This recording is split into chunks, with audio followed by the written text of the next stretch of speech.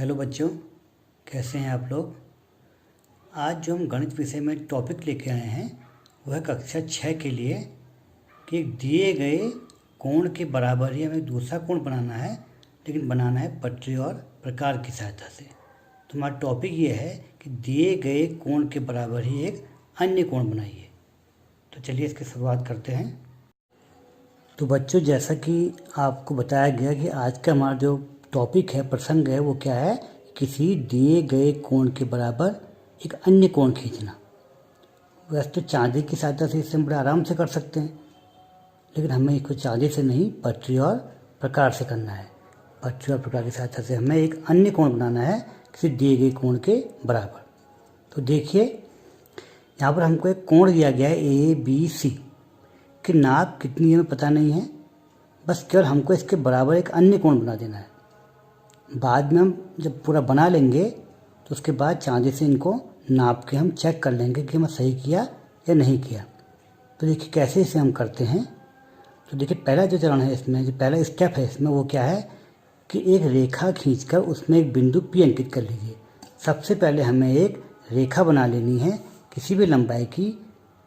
मान लिया रेखा बनाई हमने ये, और इस पर कहीं पर भी एक बिंदु हम अंकित कर सकते हैं P। जो यहाँ भी कर सकते हैं, कहीं भी उसे हम अंकित कर सकते हैं।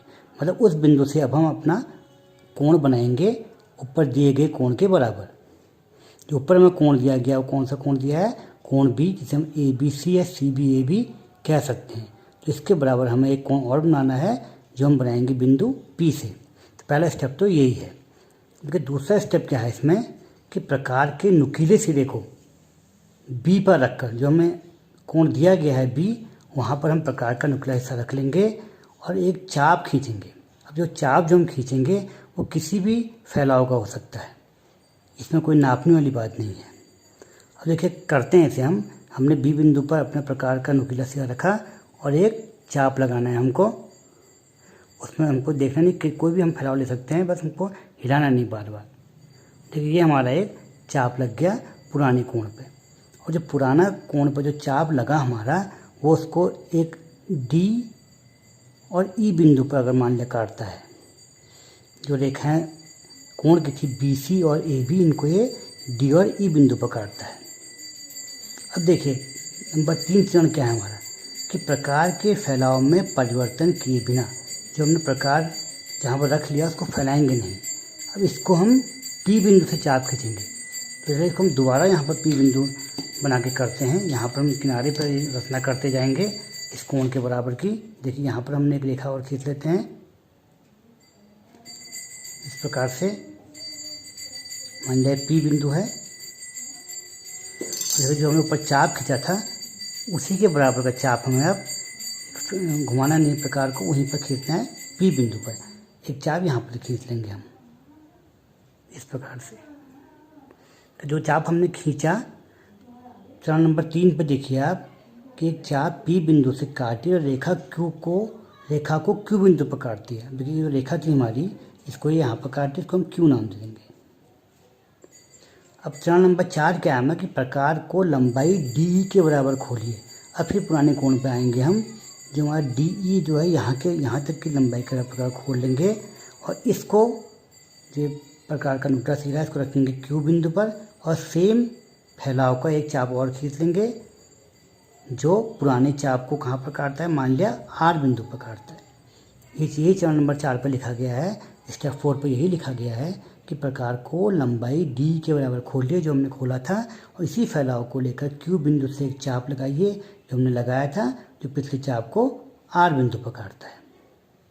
अब अंतिम चरण क्या है इसका, क्या P बिंदु जो हमारा दिया गया है, P से हम R को मिला लेंगे, या हम कह सकते हैं कि P से हम R को मिला के किरण बना देंगे। PR एक किरण बन सकती है इस प्रकार से।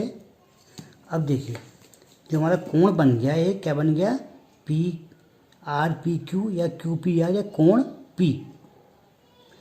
P को हमने R से मिलाया तो ये कोण P बन गया। जो कोण P जो है कोण B के बराबर होगा। मतलब कोण QPR कोण ABC के बराबर होगा। तो बच्चों, अगर हम चाहें तो अपने उत्तर की जांच के लिए इन दोनों कोणों को अंत में चांदी से नाप भी सकते हैं। अगर हमने रचना ठीक की होगी तो दोनों कोणों की माप बराबर आनी चाहिए।